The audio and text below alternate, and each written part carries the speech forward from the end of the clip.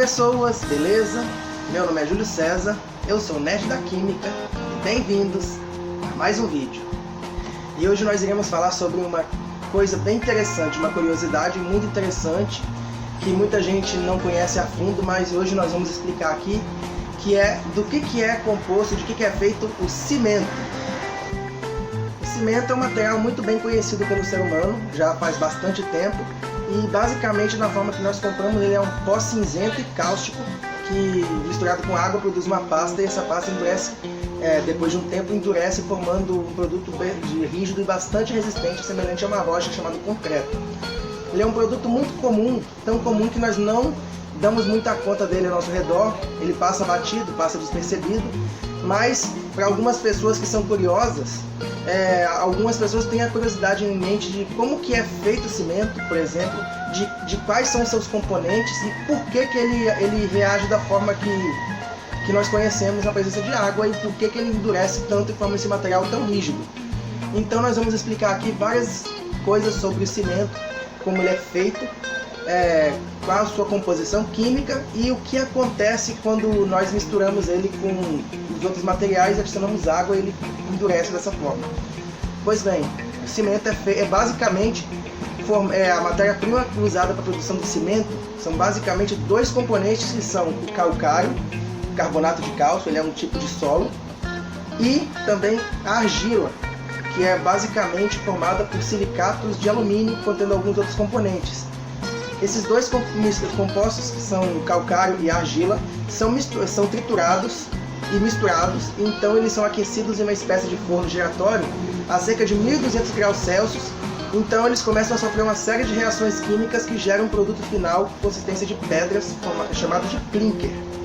Basicamente a reação que acontece é que quando nós aquecemos a argila a aproximadamente 800 graus Celsius, ela começa a sofrer uma reação de decomposição, onde o silicato de alumínio, no caso, por exemplo, a caulinita, que é um mineral que nós já abordamos no vídeo sobre a composição química do barro, a caulinita ela sofre uma decomposição, produzindo óxido de alumínio e dióxido de silício e liberando vapor de água, porque ele é um mineral que contém água.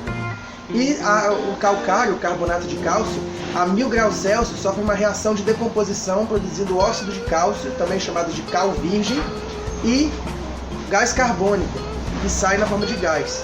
Então esses três óxidos, o óxido de alumínio, o óxido de cálcio e o óxido de silício, eles reagem entre si formando uma mistura complexa de silicatos e aluminatos de cálcio, que formam um material chamado clinker, que é uma espécie de material cinzento em forma de pedras e altamente cáustico. O clinker então é moído e é misturado a alguns outros componentes, como por exemplo o gesso, e então essa mistura é chamada de cimento e ela é ensacada na forma de um pó cinza e cáustico que nós conhecemos e vendida nas lojas de materiais de construção. E agora nós sabemos então que a composição química do cimento é basicamente formada por silicatos e aluminatos de cálcio. Aqui nós temos os componentes químicos que formam o cimento virgem. Aqui nós temos o oxi-ortosilicato tricálcico, também chamado de halita, o ortosilicato de cálcico, chamado também de belita, o aluminato tricálcico, aluminato monocálcico e o gesso. Estes são os principais componentes que formam o pó cinzento que compõe o cimento virgem. E agora, uma coisa que muitas pessoas devem estar curiosas para saber a essa altura é o que acontece quando nós misturamos o cimento com água. Como nós vimos, o cimento é formado por uma série de substâncias que elas são muito suscetíveis à hidrólise, ou seja, elas são muito facilmente decompostas na presença de água, ou seja, elas reagem formando uma série de outras substâncias. Ou seja, elas são substâncias que são instáveis na presença de água. Por exemplo, nós temos os aluminatos de cálcio, que na presença de água eles imediatamente sofrem hidrólise, ou seja, eles imediatamente reagem com a água, formando uma mistura de hidróxido de cálcio e hidróxido de alumínio. O hidróxido de alumínio ele é uma substância pastosa, ele tem um aspecto de flóculos, então ele tem uma consistência gelatinosa. E isso que acontece quando misturamos o cimento com água, ele assume uma consistência bem gelatinosa, assim, uma forma de massa assim, tipo um gel, que é basicamente devido ao hidróxido de alumínio formado na hidrólise. Ou seja, os aluminatos de cálcio eles se hidrolisam formando o hidróxido de cálcio, CaOH2, também chamado de portlandita. quando na forma cristalina, e o hidróxido de alumínio na forma de um sólido amorfo e hidratado, que forma uma consistência gelatinosa. E também nós temos os silicatos de cálcio, especialmente a halita que nós vimos ali. Ela sofre um processo de hidrólise rápida, produzindo uma mistura de metasilicato de cálcio e hidróxido de cálcio, portlandita. E temos também que a belita, outro silicato, ele sofre a mesma reação de hidrólise, formando os mesmos produtos, porém em uma taxa mais lenta. E aí então ocorre essa formação de basicamente hidróxido de alumínio, hidróxido de cálcio e metasilicatos de cálcio. Esses metasilicatos de cálcio, eles também começam a reagir ao longo do tempo, formando uma substância chamada tobermorita, que é uma espécie de metasilicato hidratado de cálcio. A tobermorita é um composto insolúvel em água, ele se cristaliza em forma de cristais, em forma de filamentos, ou seja, ele cresce em forma de cristais, em forma de agulhas. E esses cristais eles se formam no meio da massa de hidróxido de alumínio e começam a crescer para todos os lados.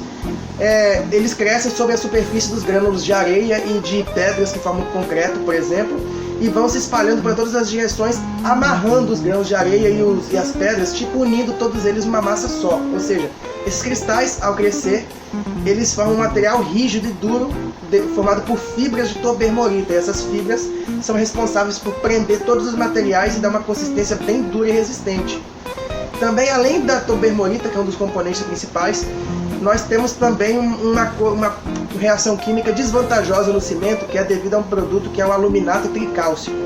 Ele produz uma reação química muito exotérmica e bem violenta com a água, e ele libera muito calor e bases fortes, no caso o hidróxido de cálcio, e do modo que se forma, ele prejudica a formação dos cristais de tobermorita, ou seja, os cristais que são responsáveis por fazer a dureza do cimento.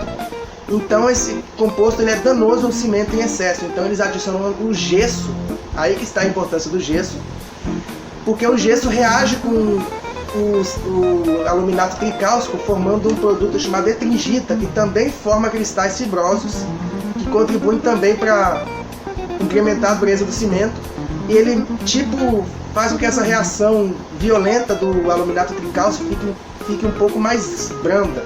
Então a reação química fica mais suave, e dessa forma o cimento ele inicialmente se forma como uma pasta, e logo em seguida ele começa a cristalizar, e esses cristais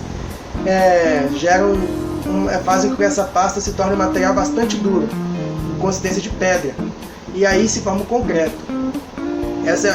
Então essa reação química que ocorre quando o cimento entra em contato com água, gerando vários outros produtos, é responsável pelo endurecimento do concreto.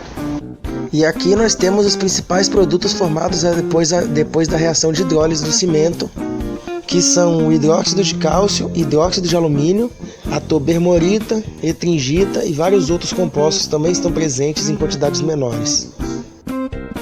E então, para concluir, nós aprendemos aqui neste vídeo que o cimento ele é produzido a partir de materiais como argila e calcário, submetidos a altas temperaturas, em que eles reagem produzindo uma mistura de silicatos e aluminatos de cálcio, que na presença de água sofrem hidrólise e produzem um produto fibroso chamado tobermorita, que esse produto cristaliza e prende todos os componentes da massa, formando uma substância dura, que é chamada de concreto.